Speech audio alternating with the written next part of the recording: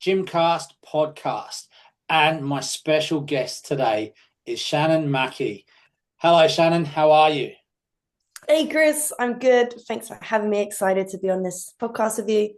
Thank you. Thanks for coming on board. Now, Shannon, I know a little bit about you. I've followed you quite a long time on socials.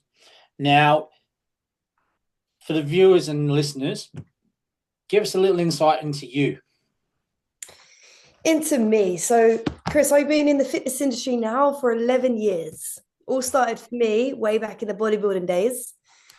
Good. Um, yeah, the good old bodybuilding days. And I was weighing my food, following bikini athletes on Instagram, and just wanted to be like them, to be honest. I then competed multiple times. I think around 13 times in the end, to be if I'm Wow. right.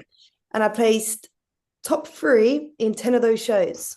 Wow. That That's so included, yeah, I won the British finals when I was 21, and I was actually the first wellness professional athlete in the UK. gee. I thought And what was that, sorry? I thought I knew you. I competed at the Arnolds as well in Barcelona. I came fifth. So I had, yeah, bodybuilding was where I started. From there, I moved from being, I was running fitness classes, I was a fully booked personal trainer. I moved into the online space as I was documenting all my preps, so my personal brand was growing, started to Mhm. get clients around the world. I was prepping other athletes as well, which was really cool. And then online just grew real quick. So I gave up all my in-person stuff. And 2 years later, when I was 23, moved to Dubai, where I lived for the next 7 years, no, 6 years. I lived between Dubai and New York. And now I'm back in the UK. Still got an online business, but now in the last 3 years, I've transitioned to help other fitness coaches avoid the mistakes that I made, Mhm. be fully online and love their life.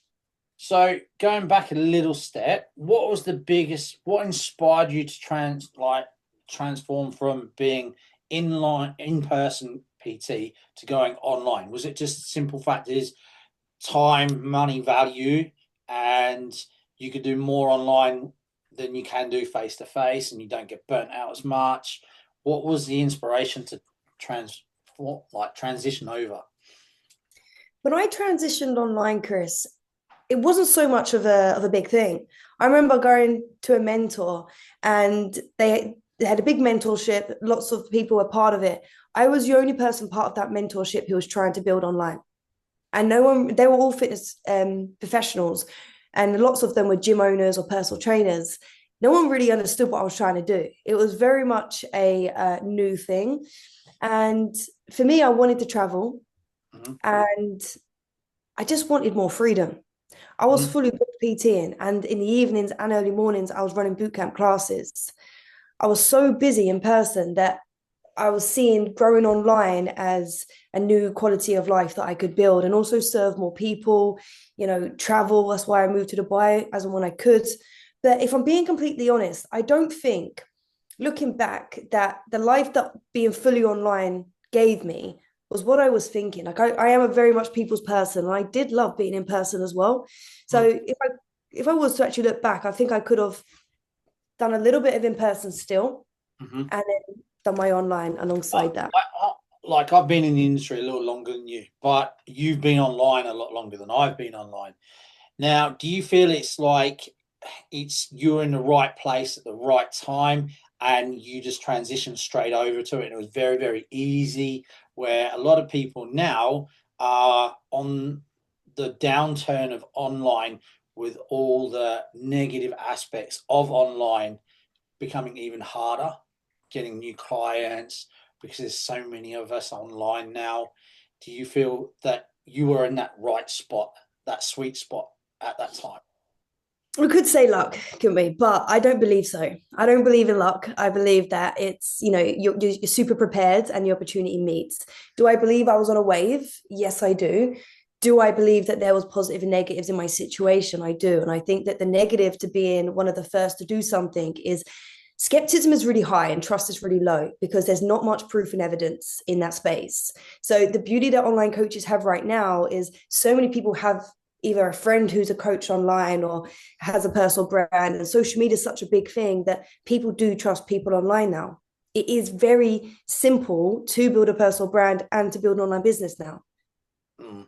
Simple doesn't mean it's easy, of course, but it's a lot simpler in finding people, connecting with people, and getting them to become a client. So I do believe that I was on a wave with the online space, but there was a lot of resistance with people actually trusting to buy an online service. I remember people just kept saying, no, but I need you in person. Whereas I don't feel like coaches get that as much now. Yeah, I tend to agree with you on that, but then I tend to disagree. I think I know I could go back to a gym environment and I could kill it in comparison to being online. I know. Give me if you said hit Chris, here's 6 weeks. You can do 6 weeks in person. Start in the gym within 6 weeks. I reckon I'll be fully booked within 6 weeks. If you gave me the same scenario online, I came online straight away tomorrow. In 6 weeks, I know I wouldn't be at the same capacity as I would be face to face. Yeah, but I don't think that's a fair comparison because in person, people are seeing you in person, right? So you walk over to people who are already in a gym environment, they've already made a first step in commitment. True. You're wearing a personal training top or the gym's top, or you're working for a gym, so you're already credited and trusted, and you're able to get them in the moment. Whereas online, they're getting a lot more voices. They might not be prepared right now, they might not be True. ready. So True. and you've got the scope of the whole world, the amount of people, not the whole world, but the amount of people that are online. You have so many people that you can connect with, Mm-hmm. but everyone's ready. So it just, I believe it just takes a little bit more patience and strategy. Yeah, I get, I understand that. So, in your experience, obviously, Love the men. debate, Chris. Yeah, it's a good debate. I don't mind a good debate. I look, to be honest, I personally find it a lot easier being face to face, and I've contemplated going back, but then again, you look at the like you were in the early days, like I was in the early days, fully booked. I was doing 4:45 in the morning till 10 p.m. at night with an hour's training session in the middle of the day, like 5 days a week for 11 months solid, like straight off. I ended up burnt out just on that alone. Now, online, it's a different stress, it's a different worry, it's a different effort in a different way. Where Yeah. some people find it a lot easier, where some others don't. Um, but in your experience, obviously, you've gone from being a coach online to now you're mentoring people, right? What are some of the most common mistakes new online coaches make when structuring their business? I feel like online coaches, of course, love being coaches. Yeah. That's why we do this, right? But the problem is, if you want to build an online business, you don't just have to be a great coach, you have to be great at marketing. And I think that's the problem that most coaches are facing is they continue to obsess about the fitness and the nutrition, and their imposter syndrome of not wanting to put themselves out there is I must need more knowledge. But it's not a knowledge gap, it's in their expertise. Most coaches I speak to are great at what they do. They actually just need to actually put themselves out there and become great at marketing. Because if no one knows about you, it doesn't matter if you're the best coach in the world, no one is still investing into you. So it's a simple thing as I feel like too many great coaches are the world's best kept secret because their fear is not putting themselves out there and having the right confidence and just doubting themselves. Yeah, I can resonate with that 100%. I very much dislike being online of for that reason. Okay, I've got 23 years of experience, but it's I was coaching, I was with a coach earlier this year, and his brother put out a very interesting post today, a reel about and I can understand why a lot of people have like self-confidence issues with this. Waiting for, you post something and you're gonna think, oh God, you're gonna get absolutely hammered to hell because that's your opinion. Post was about like youngsters coming out and going, you should train like this, you should train like that because I've got a piece of paper from science backed evidence. When really they are 17 with diddly squat experience, but they think they go in with that tone of I know better. So from both sides of the aspect, I can see this, but where it comes into play with people online, it's oh my God, if I put this out there, what's the world going to think? Oh, I'm dumb. I'm stupid. What? And you're waiting for it. So I can understand where people sit there and go, nah, I don't want to do it, don't want to do it, don't want to do it, don't want to do it. Do you find that happens more and more and more? Yeah, and I think it's completely normal. Anyone doing something new for the first time is going to feel uncomfortable. And I think the more we can normalize it, because when you look at someone who's speaking on camera really confidently, it Like looks you, like it's easy to them. They're super confident on camera. But we like had to you. start. We had to start really bad in order to get confident. It's the same as the first as personal trainers when your clients walk in the gym and try and squat on a barbell for the first time. You feel wobbly, you feel unbalanced, it's uncomfortable. You get them doing 1,000 reps, they'll be okay. And it's the same with speaking on camera. And I think if we could see that and just be like, okay, I'm going to be bad, but I've got to get started. And in order to get good, I have to be bad. And if we can accept that, I look back on my first videos and how I'm hesitant and I'm a little bit nervous. And I used to say the wrong words. It was Can like a you running post joke some of, of those, please? yeah, I used to say, instead of saying breakfast, I used to say breakfast. Instead of saying shoulder, I used to say shoulder. I actually had a bit of like a speech impediment. And Oh, I put can't believe myself out there and I watch it back and I'm just like, I'm not even speaking right. But I still put my personal brand. I still attracted clients. it. Yeah, I just look. I think a lot of people. I don't think there's a right way and there's a wrong way for anyone in this industry. You Going on to my next question is how important is your niche? Now, I know your answer is probably going to be it's very, very important to have a niche where a lot of coaches want to do everything and everything because when you go into a gym, you get either a bodybuilder to a beginner who's never ever been in a gym before might want to work with you. So you're trying to fix the world all in one, but you can't do that online, can you? Yeah, if Makes you try to speak to everyone, you'll speak to no one. It's important to know who you want to serve. And I'm actually not a big believer on niching down and being super particular on it. That's just not my approach. I've worked with so many different people, different genders, different cultures, different sides of the world. And it's more about the pain and problem that someone is experiencing, the emotions that they're feeling, and being able to help them push past that and having the right solution rather than their gender, their location, their age, where they live. I think that people have got it very wrong if they're trying to niche down based on that and creating this like perfect avatar. It's not about that. It's about being a problem finder and a problem solver to the right people, regardless of where they live, their age, their height, and all of that stuff. Yeah, I don't like niching. But majority of my clients are female, and they always have been since day diddly dot. I don't know why, but I prefer working with women than guys. Some guys literally cry like little babies, and I haven't got the patience for that. But yeah, going forwards, like obviously technology is evolving, right? And AI is coming into play. Is your belief that AI is actually going to take our job? I think very differently, Chris. I like to question things and like think outside of the box. And I believe that AI will go so far and it will actually push humanity all the way into a full circle of wanting more connection, more community, more personality, and more actual one-to-one touch. I don't think you can replace that. And I think one of the biggest things that one-to-one coaching solves is giving people that one-to-one love and support that people need and quite often don't get. So I think that is absolutely irreplaceable from a robot. But I do think it will help systemize the coaching process even more so that we can scale and build bigger and more profitable businesses when used correctly. But I do not think that you'll ever be able to take away that personal touch. And I think the more AI is used, the more that the personal touch will be needed. Same with marketing. Do The you, more do you people are just feel generalizing. do you feel off the back of that though with AI is with that? I totally 100% agree with what you're saying there. 100%.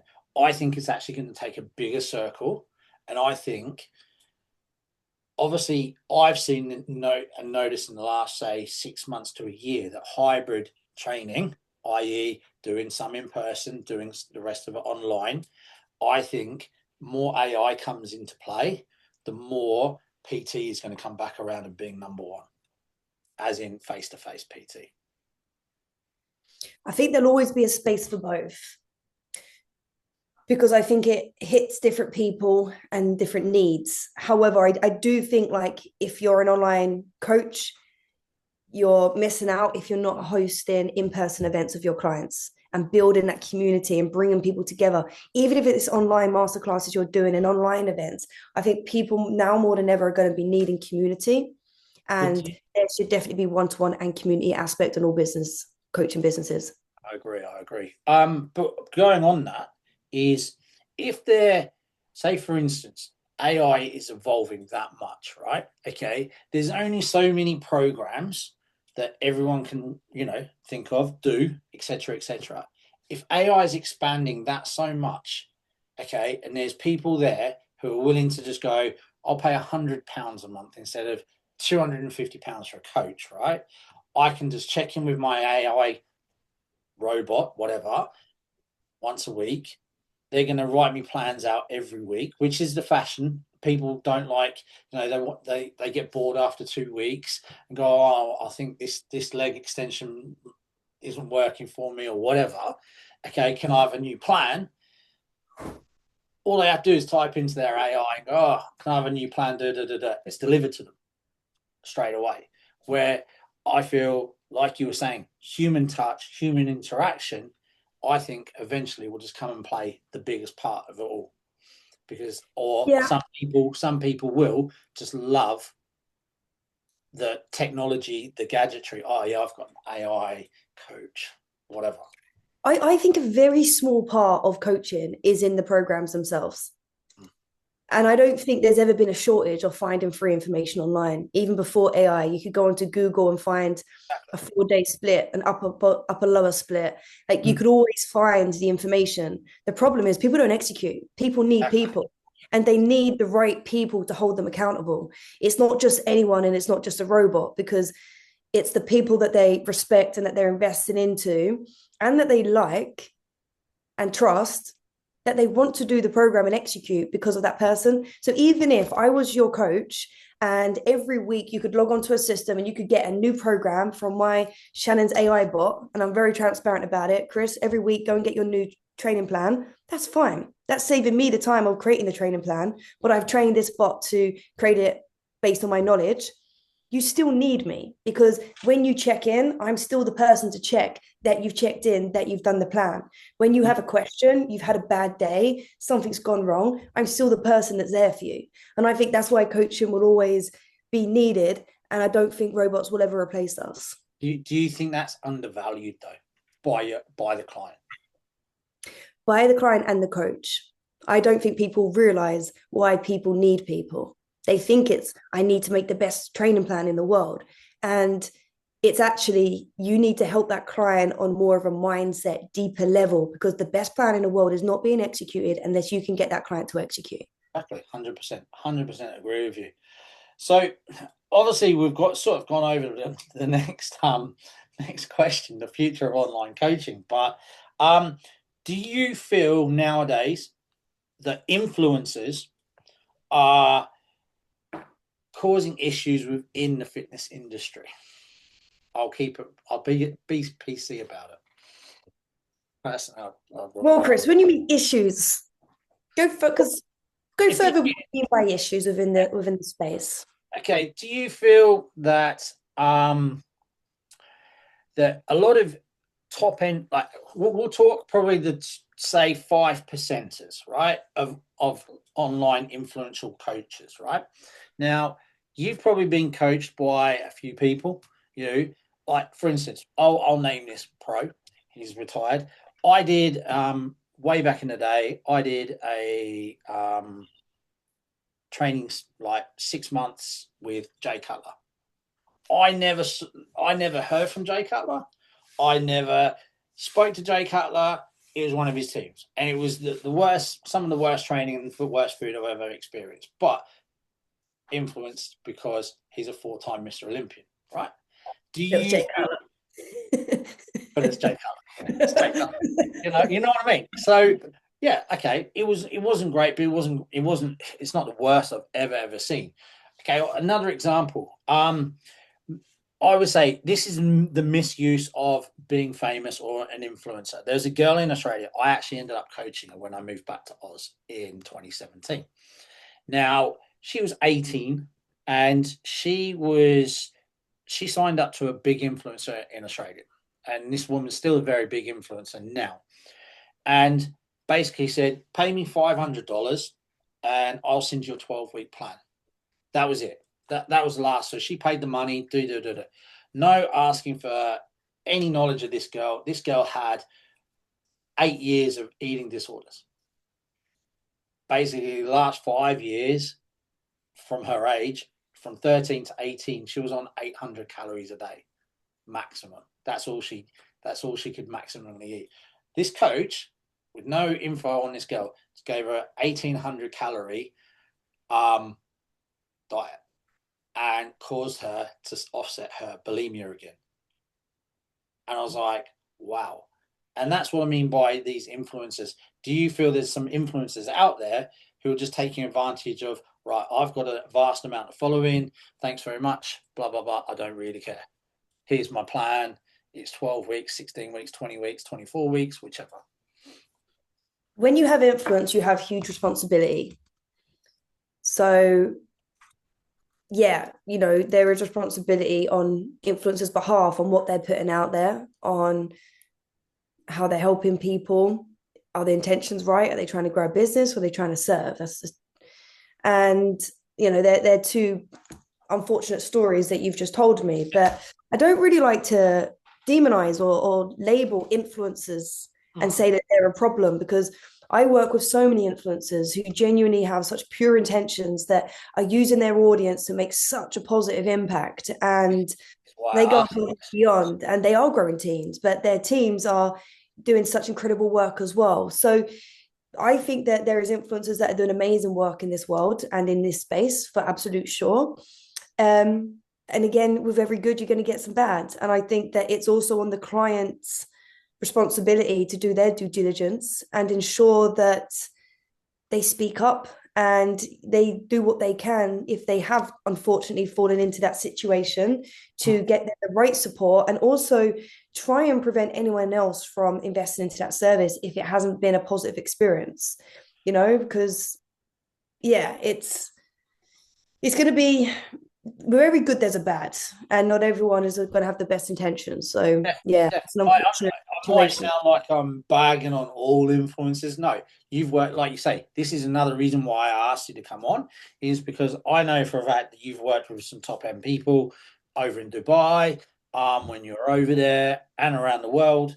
So they're not all bad. I'm not stating every single influencer who's got 1 million plus followers are all bad. You know what I mean? It's a case of, in some instances, do you feel that influencers are causing issues within the fitness industry, like my example?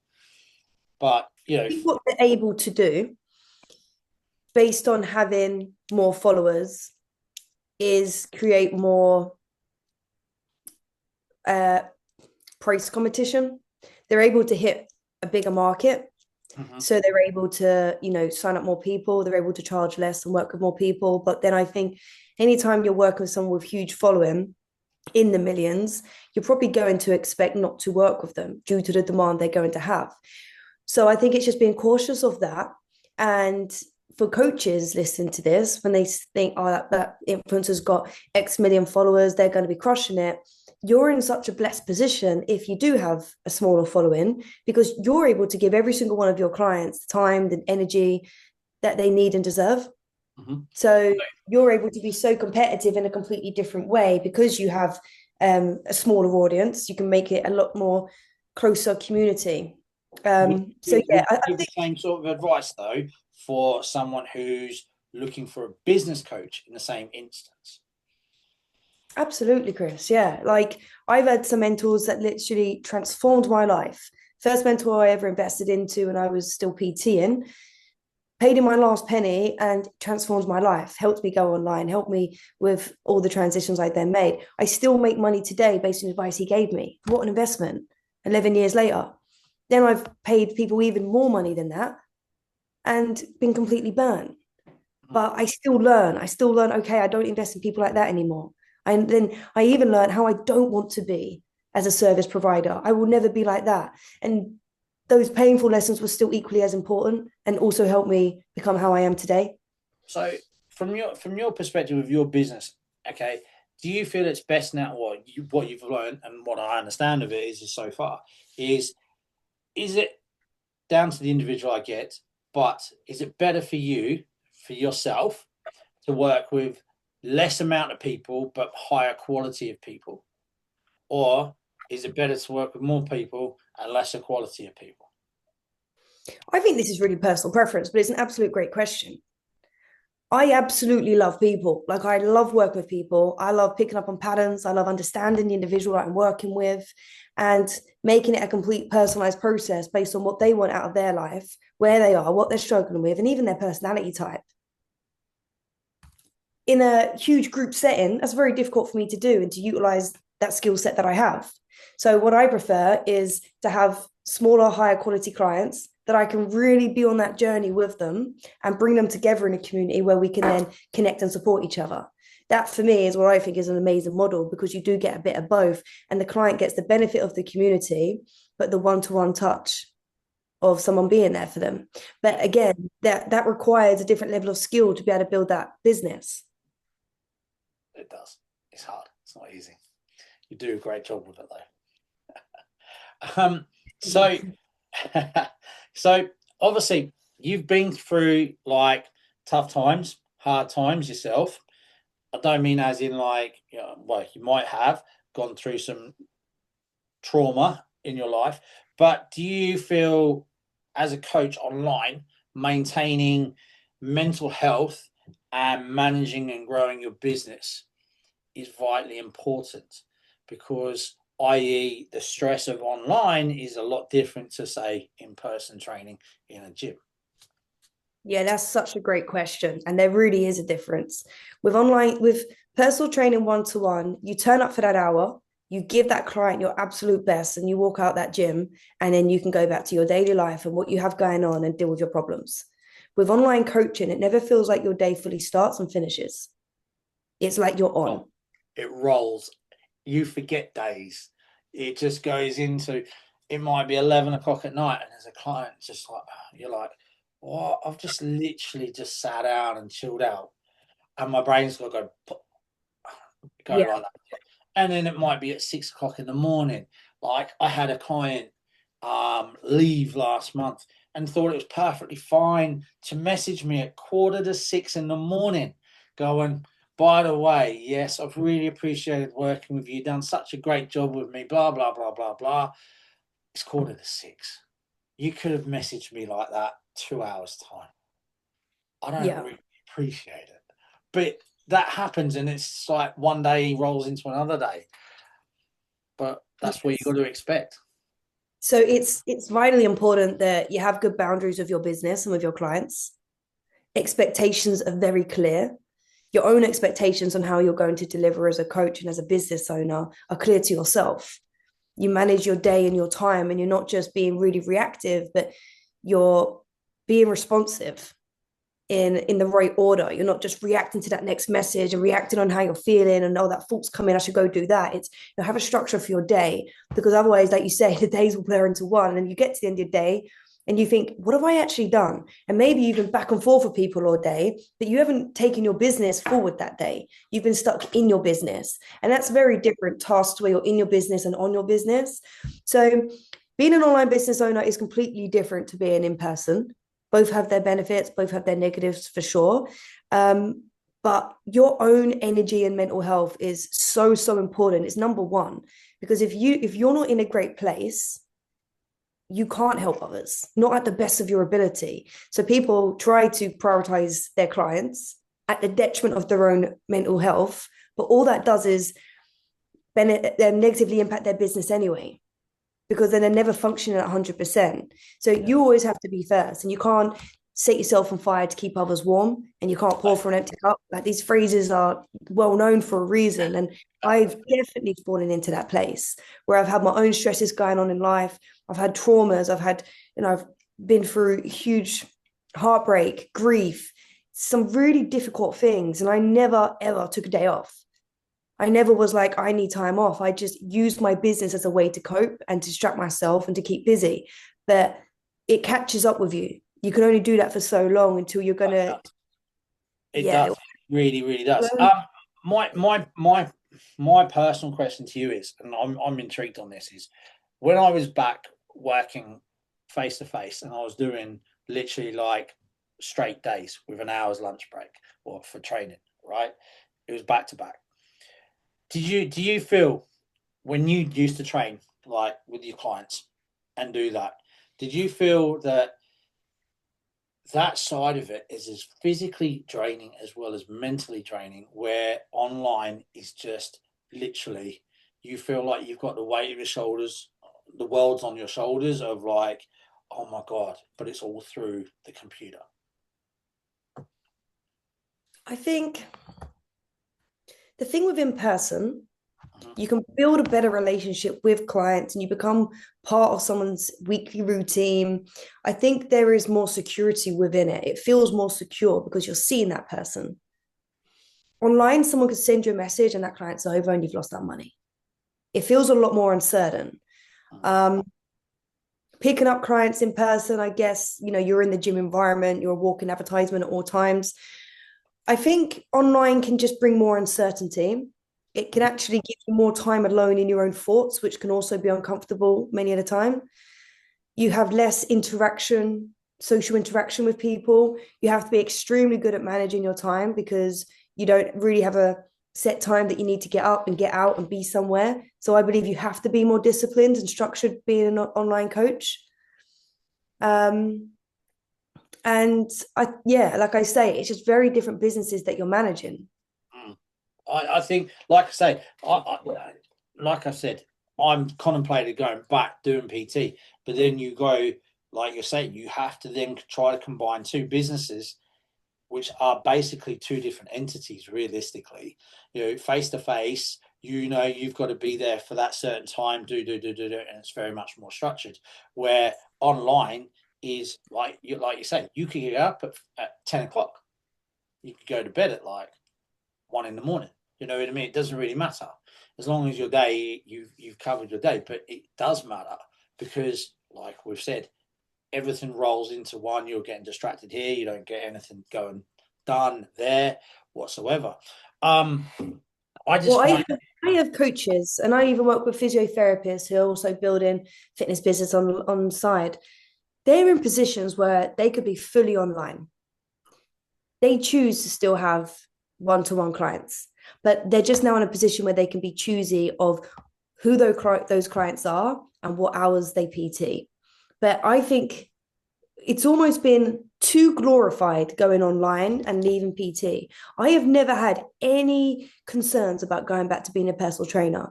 And I think due to my lack of fear of actually going back to be a personal trainer, because I loved it, I genuinely was excited for every day. I absolutely loved it.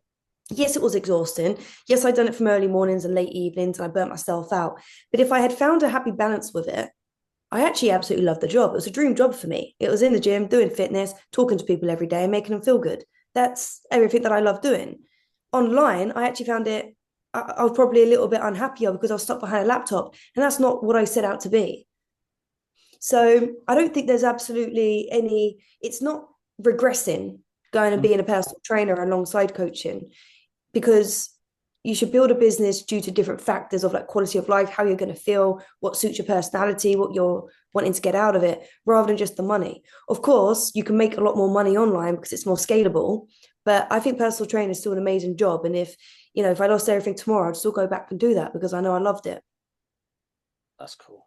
That's cool. No, I totally agree with everything you're saying. I know we're trying to have a little bit of debate on this but stuff, but it's at the end of the day is like we've both been there, we've both seen both ends of the stick.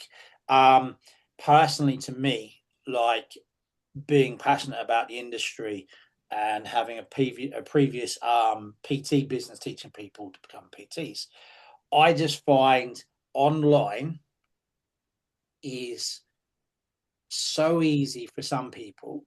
Like, for instance, another example, there was a girl whilst in Australia, I was judging in Australia at a bodybuilding show. and this bodybuilding show was on in Perth, which was the other side of Australia. And this girl came top 10, I think, of the show, and it was like 40 people in this show, 40 women. And next minute, I've never, ever, even to this day, I have never seen people go in on someone so bad. She basically put a post up the next day saying, I'm an online coach. She's not qualified PT. She's not even qualified PT. I'm an online coach. I come top 10 in my first bodybuilding show, blah, blah, blah, blah, blah. I'm telling you, the responses were off the scale. Like, it went viral in Australia. And the poor girl ended up having to delete her account, etc., etc. But my point is online, even PT still face to face. Some people aren't even, they're not regulated. It's not regulated. And this is my bugbear of the industry. It's not regulated online or in face to face to a degree.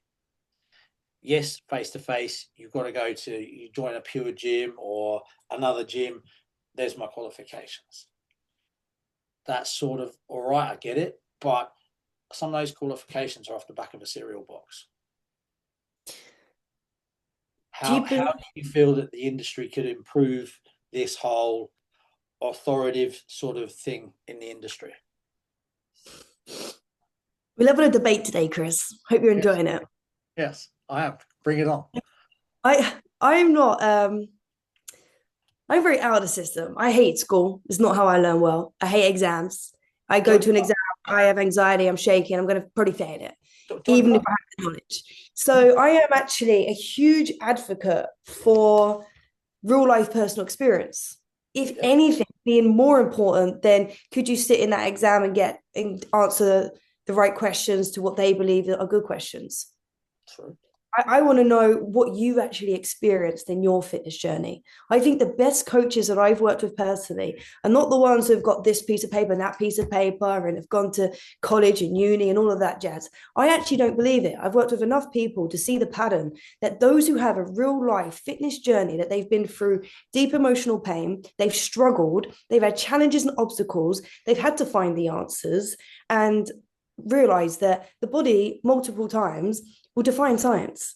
What will work for some person won't work for another. And they've had to figure out what works for them. And that makes them a great problem finder and problem solver for their coaches. Someone with a deep level of empathy because they've experienced it and they're relatable. And they actually want to help because they know how it feels. I would pick that coach all day long, even if they weren't qualified, over the person who's got all the qualifications and experience. I like it. I like it. What's your take? My personal take.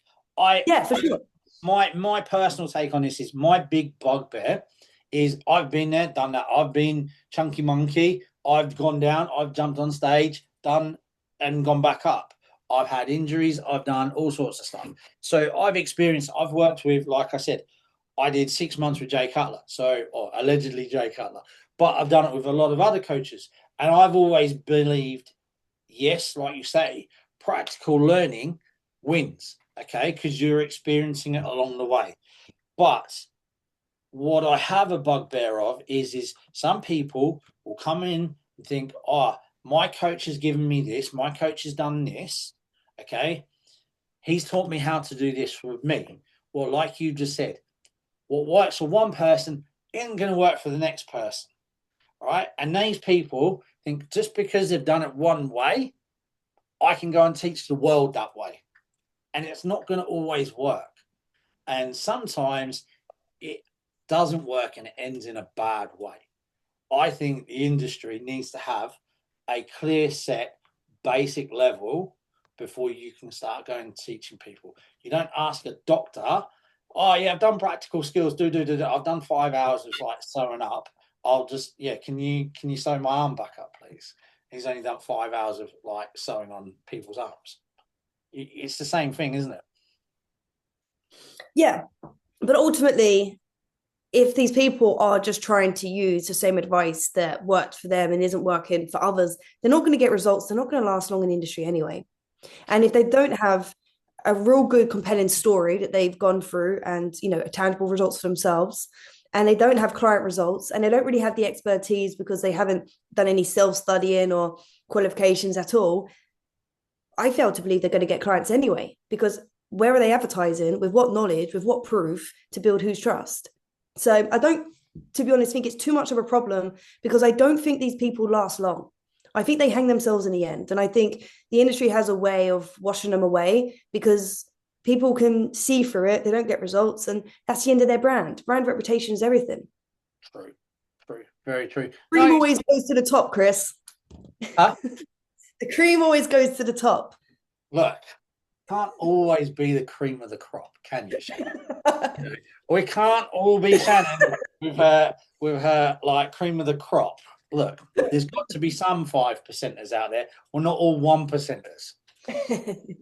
But I do get what you're saying. I was playing strong devil's advocate, but I do understand what you're saying. That is genuinely my opinion and belief. But I do think that it could be more regulated as a whole. I don't know how, but I do see more good in this industry than bad. I think that it's got a lot.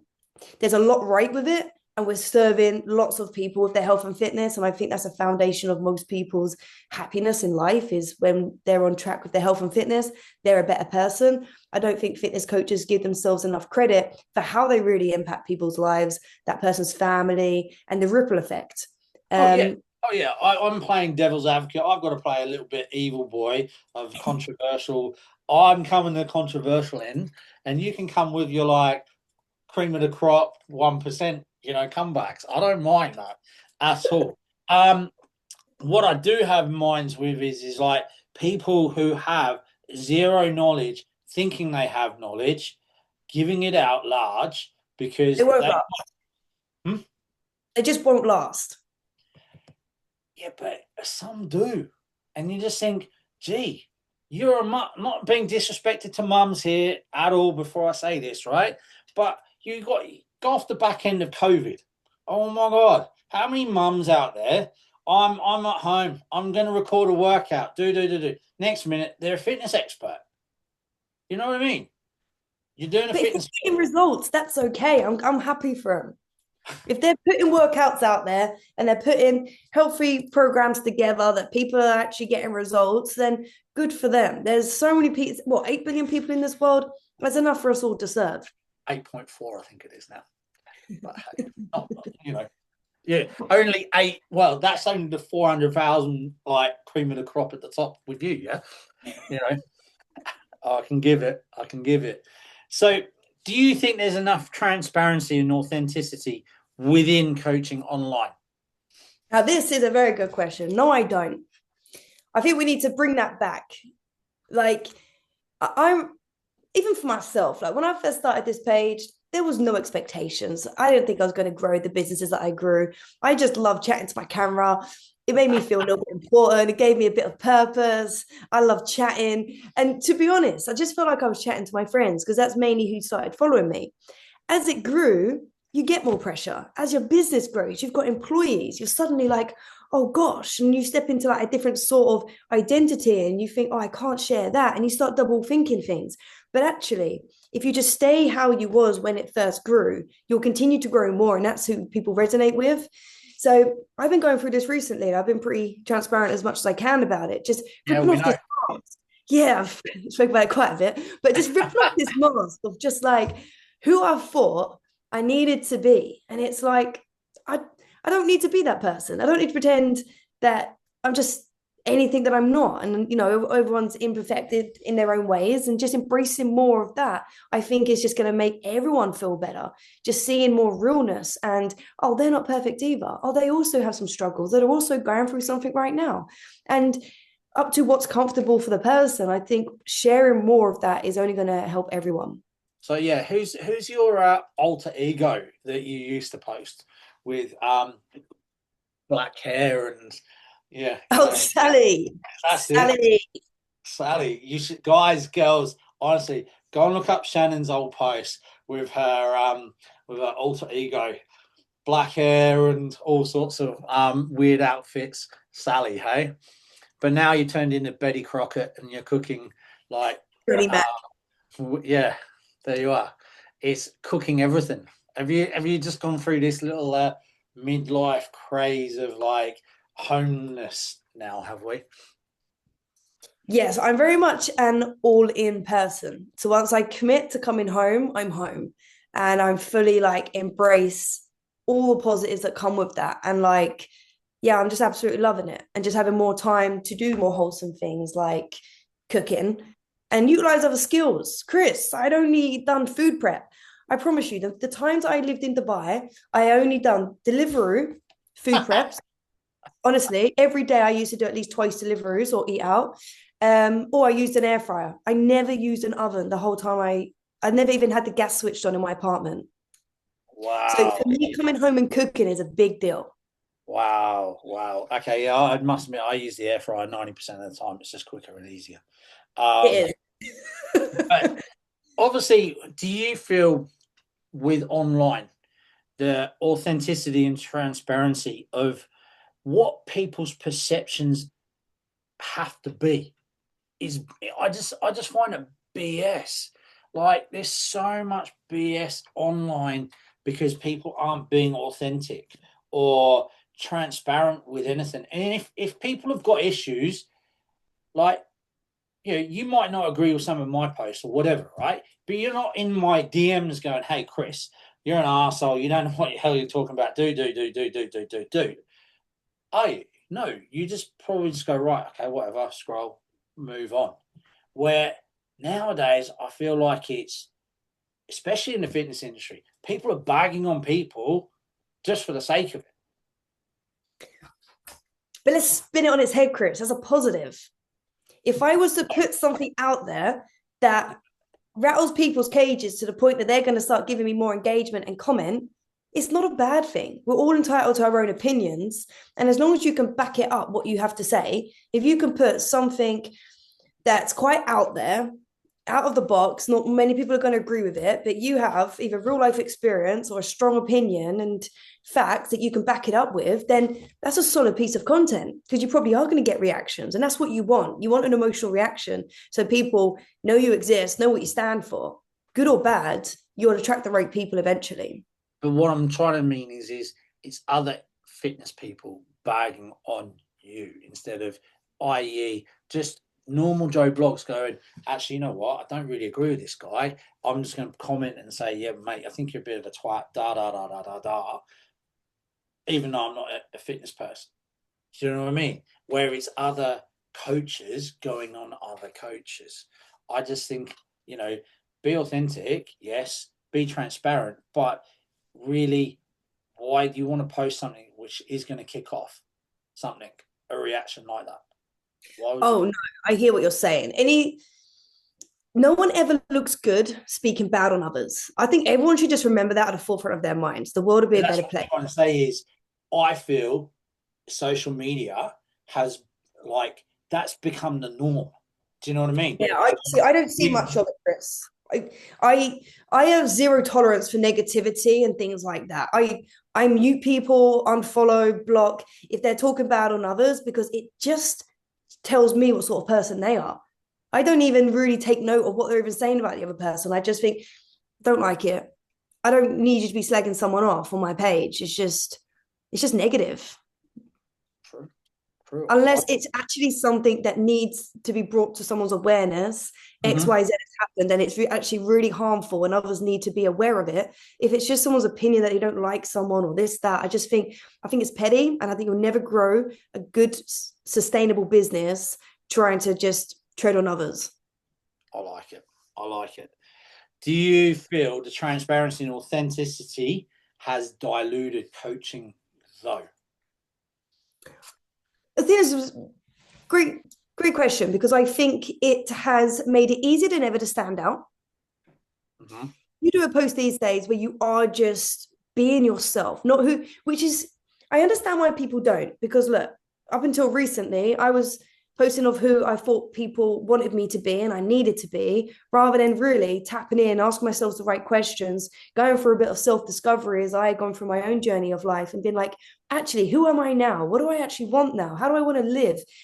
Then you can put your authentic self out there. I think part of the problem is people don't spend enough time on their own and enough time actually developing as a person to understand who they are, to then be able to put themselves out there. And I think that's one of the biggest blockages when it comes to personal branding and building up your personal brand is actually, who are you? How can you stand for something if you don't know who you are? Do you feel that is work as well? Obviously, not enough self-development within PT or coaches themselves. Do you feel that they get lost within their clients, as in, oh my god, my client's got this problem, I've got to solve this problem, I've got to do this, but actually realistically you haven't done enough problem solving of yourselves to understand realistically what your client is actually going through? That's absolutely great. Yeah, I think that as definitely. I think you can always be in a position to serve as long as you're always serving the person behind you Yeah. and the person that you once were. But in order to continuously grow and be able to have clients for a long time, then you need to keep growing because otherwise your clients will catch you up to where you are. And if you have stunted your growth because you've put all your energy into your clients, they'll say, thanks very much, Shan. I'm off to the next coach who actually done more self-development and then now can take me to that next part of the journey. So I think it's part of our responsibility and our job to continue our own progression in our fitness journeys, in our mindset, in every area of life. If you're not pushing yourself and learning, then you don't have anything to pass back to your clients. So I think that's extremely important. And yeah, I think it's very much underrated. And I think people would be more confident in being more vulnerable and putting themselves out there to build their personal brand with their content if they knew who they were. Because I'm now so sure in what I want from my life, what I want for my business, who I want to serve, who I am as a person, what I like, what I don't like, what I stand for, what I don't. That, if you ask me a question, Chris, I don't just give you an answer what I think is obvious or what you want me to say. I think, no, actually, I know what I believe in. And even Mhm. if it's contrary to what you say, or maybe what not other people are going to agree with, I'm so okay with people being like, she chats so much crap because I believe it in my heart. And I'd rather the wrong people think she chats crap and the right people think she's really passionate and I agree with what she says. I only need a small amount of people to say, no, what she says resonates with me. And they're my people. But like I said to you when I contacted you, it was a post you put out was like, right, I'm being authentic again. Da, da, da, da, da. I'm here in the UK again. Da, da, da, da. Right, okay, cool. It's like it stuck with me. So going on that, couple of little points. What is it? How did you settle down and sit yourself down and go, you know what? This is what I want. This is how I want it, etc., etc., etc. Can you give some examples of how you did this? So, if there are inspiring, coaches out there listening to this, people who want to become coaches, or just people generally who might want to use this sort of idea to fundamentally, help themselves grow and discover what they actually want, because I think it gets lost in people's ideas and like values, like the values of honesty, etc., etc. No, that's not your value. Value of what you believe is what you want is your value. That's what you're not supposed to drop the levels of. Yes, the others are part of the values, but your self values of what you want to achieve and do are the number one. Give us some examples of how you sat down and did this. This is such a big question because I've done it in so many different ways in the last, 11 years, right? So I'll take it to the most recent because it's obviously most fresh on my mind. I've gone through a big life change. Lived in Dubai for 6 years. I've been this all-in business owner who's worked every hour I could. Obviously, haven't spent much time around my family because I've lived abroad. And quite honestly, just live quite a selfish life. It's been about my business, my growth, my clients, my fitness, and that's how I've lived for six solid years. Even before that, when I was in the UK, and I noticed that I was just becoming more tired, less excited for my day ahead, more disappointed rather than like happy and proud of myself. And I'm very in tune with my emotions and how I'm feeling. And I don't just let them come and distract myself. I sit with them and I'm like, why am I feeling this way? I genuinely was just becoming unhappy. And rather than masking it, I was like, right, okay, well, I need to figure out why. And I actually didn't know why. And I will take this back to like November last year, probably when I started to really feel it. I was going So to say, why was this? Why did you feel this? I was just changing what I wanted, what had served me up to that point, like building my business, helping clients. Obviously, that still excites me, but not to the point where it's my only priority in my life. So, anyway, my values were changing, but I wasn't sure of that, right? I didn't know that that's what was happening. So, I reached out for support, which I think is what everyone should do, whether that is a friend, a family member, a therapist, a mentor. I reached out to a mentor who was a therapist so they could help me, which I thought was I was overworked, so maybe with business. But what actually happened was it was my mindset, and I was living a life that then wasn't in alignment to my values. So literally from December, January, I've really slowed down. I've been doing loads of journaling. I've been figuring out what it is that I want, because I don't think you just figure that out overnight. And I then had to make the next best decision for me. And I still didn't know how that rest of the chapter was going to look. I just then knew Dubai isn't it now. I don't want to be here. I don't feel connected here. I don't feel happy here. And my time is done. Big decision. So then I had to execute and then come back to the UK. I didn't know how life was going to look here, but I didn't even know where I was going to live. I'm from Essex, but I decided wanted to be around nature and countryside. So I think the point I'm trying to get at is sometimes you don't need to know how everything's going to go. You just need to take the next best step, but you're never even going to work out what that next best step is unless you ask yourselves the right questions. You're prepared to actually slow down and question where you are right now and what you want. And sometimes it's really hard when you're in it yourself, and to get an outsider to ask you questions and connect the dots, even for someone that does this for their job themselves, it is still nice to have someone to talk to. So I think they're probably the three things. And journaling, like, we get overwhelmed because we have so many thoughts. If we write them down, normally what we need to know will be written down. Like, Yeah, we know the answers. I That is get the thing. that. Yeah, most of us know the answers of what we want and what we need, but we stay so busy, so distracted, and so avoiding that we never figure it out. And sometimes to be super uncomfortable, super raw, and to sit with it and talk about it and write about it, your answers will come through. Do you feel the way of life though is at 100 miles an hour and we get lost? Very. 100%. So much easier. It's so much easier to be running around than to slow down. It's taken more strength for me to slow down and be more honest with myself and more, basically more balanced than when I'm just running 100 miles an hour. It was, when you get momentum at that pace, it's easy, but it's such a surface level way of life. Hmm. There's only so much money that's going to bring you happiness, and then there's no depth to your life because you haven't taken that time to nurture and build relationships and have real connection. You're going to have a lonely life. Do you feel though the industry now, with obviously online, is the popularity is it's sold that great picture of freedom? Are you earning loads of money and you've got X amount of time, go and live in Dubai, wherever, Bali, wherever. Do you feel it's just non-realistic of what it is? And it's so surface leveled. It's like, you know, it's a bit like an iceberg. You see the tip of it, but realistically, the whole lot of it is all still under that waterline. That is such a great analogy. It's that they're showing you what they want you to see, and that's all. And I like to, be really optimistic when it comes to humans, and I do believe that they're showing those things because that's what they're telling themselves. I have this. I'm living like this, and they're telling themselves and showing themselves these things to reassure the decisions that they're making.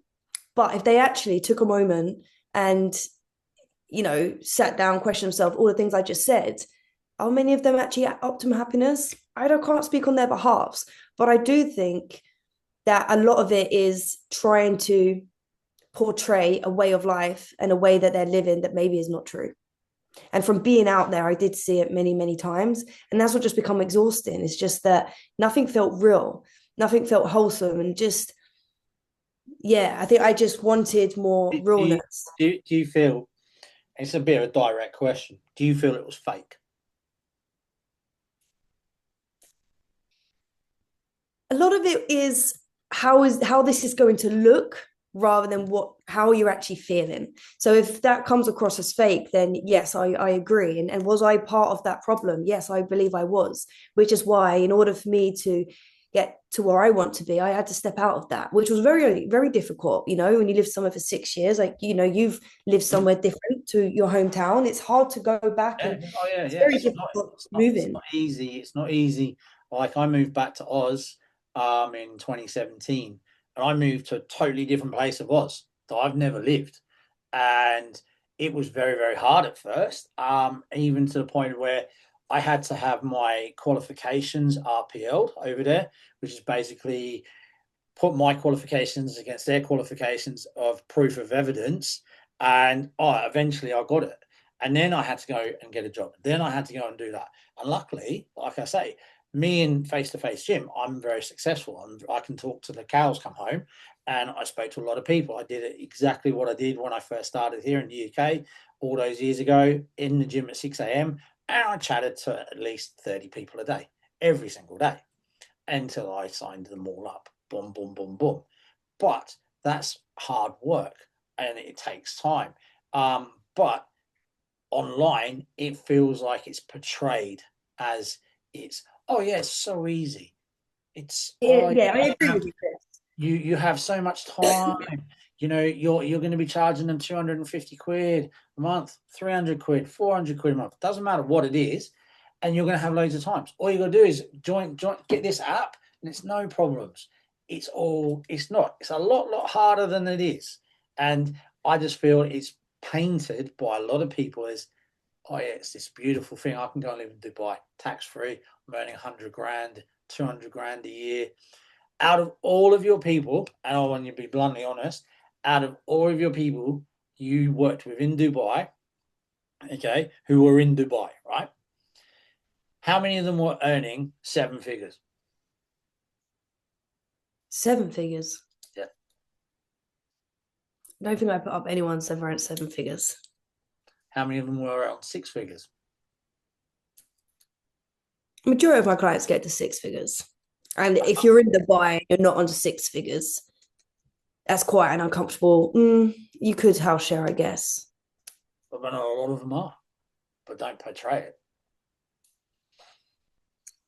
A lot of them are, you know. No, I've lots of my clients hit double figure months, but Chris, I think it's not so about the numbers that they're hitting, which I think goes back to your point of it's portrayed to be something that it's not. And I think hitting 6 figures, hitting 7 figures, hitting double figure months, again, it's a tangible way of us being able to show clients progress so that it credits us, right? It's the same as a fitness coach uploading a before and after picture and a client's lost 10 kilograms. If I say to you, how many of your clients have actually lost 10 kilograms though?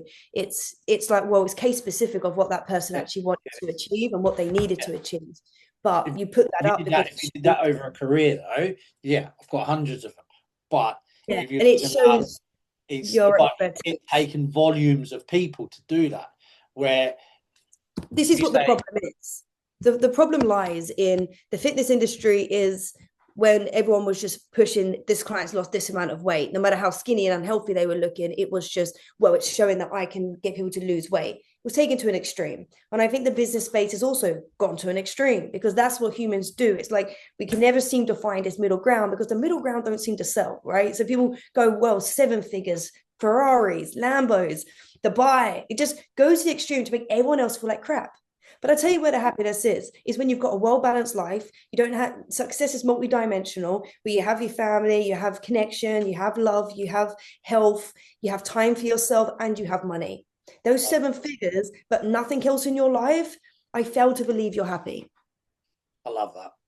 It is so true. It's 100% absolute true. And that's So I why. would love it, right? If every time someone uploaded how much someone had made, which is what I'm now trying to do. If you look at my page, yes, again, I've been guilty of just saying clients gone from this figure to this figure.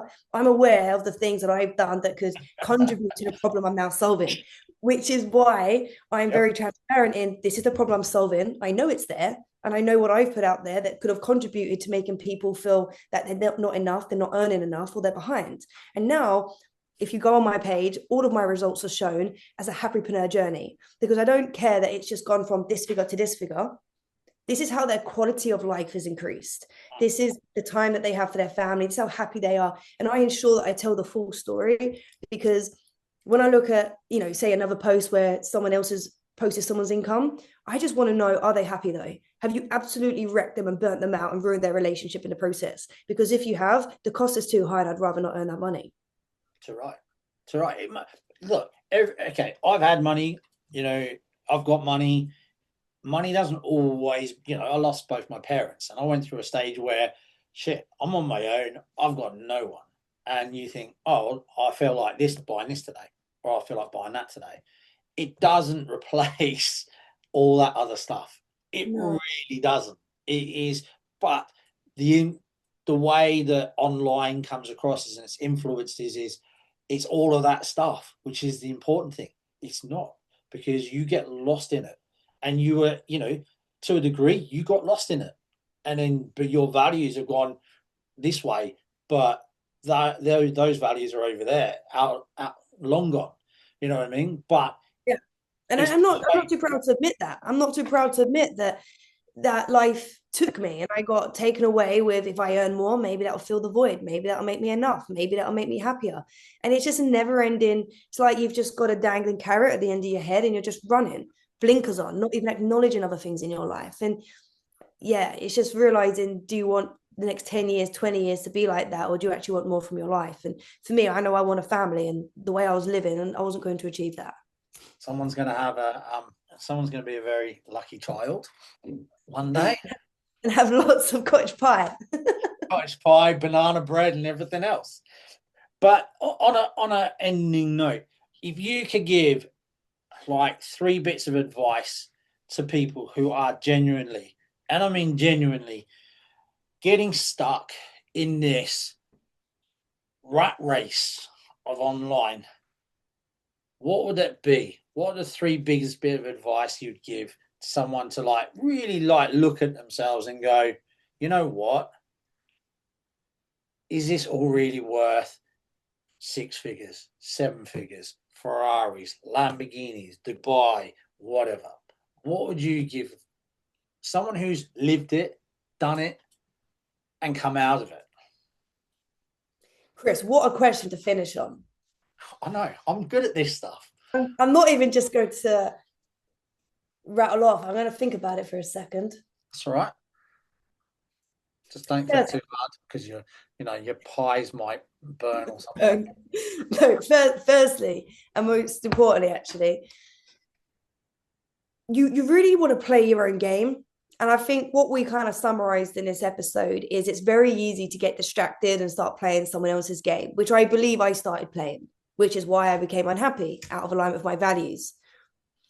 So with social media, as an online coach, you're constantly marketing to try and get people to get emotional reaction, to think a certain way, to then take action to either invest into a service or solve a problem, right? We're doing that as coaches, but people are also doing that to us.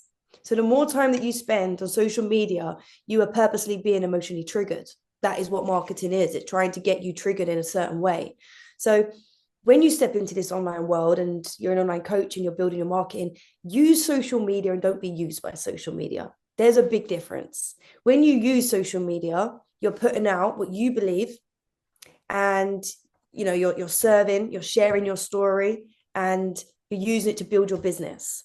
When you're being used by social media, you're seeing what everyone else is achieving, you're never feeling enough, and you're comparing. We all do it naturally. And I think you have to try and have the awareness when that's happening to you. And just, you can even put a timer on your phone. It comes up on Instagram. You've been on it for too long today. You can put an hour timer, 2 hours timer, and Instagram literally notifies you. So I think it's really important that you mute the noise and stay in your own lane and play your own game. Secondly, I think you actually know what you need to know, what you actually need, rather than just more. Like, don't just think how much money I want to make. Think, how much do I need to make to give me the quality of life that gives me this amount of time for my family, this amount of finances for my hobbies? Or like, don't just set a business goal and a financial goal, set a life goal. If you've got a partner, sit down with your partner. What are they doing? What are you doing? What do you want to do together? Like, make it so that it's part of your life and doesn't take over your whole life, because it very easily can, like it did me. So Yeah. set goals in all areas of life so that you're successful as a person and in your life, rather than just in business and financially, because all the money in the world won't bring you happiness otherwise. And I think lastly is like, just have some fun with it and know that even if you're impacting one person, what a blessing that is. Like, how amazing to be in a position where you can actually make someone's day better, their life better, their quality of life. And I think if we just continue to focus on serving and keeping our intentions at that place, your life will be blessed as a byproduct. Like, the more people you help, the more your life will be blessed in return. And just really trying to stay focused on waking up, how can I serve today? The more people you try and serve, the more people will want your help, and then you can charge for it and grow your business too. I like this. I like this. There is a bit of debate in there, but I will leave it at that. Um, Guys, girls, this was the No Bullshit Gymcast podcast, and this is Shannon Mackie. Thank you very much for coming on. Love debating with you. Okay, definitely maybe down the line hash out another one on some other topics. I'm fair game for that. But guys, girls, thanks very much, Shannon. Thank you, Chris. Loved it. Cheers.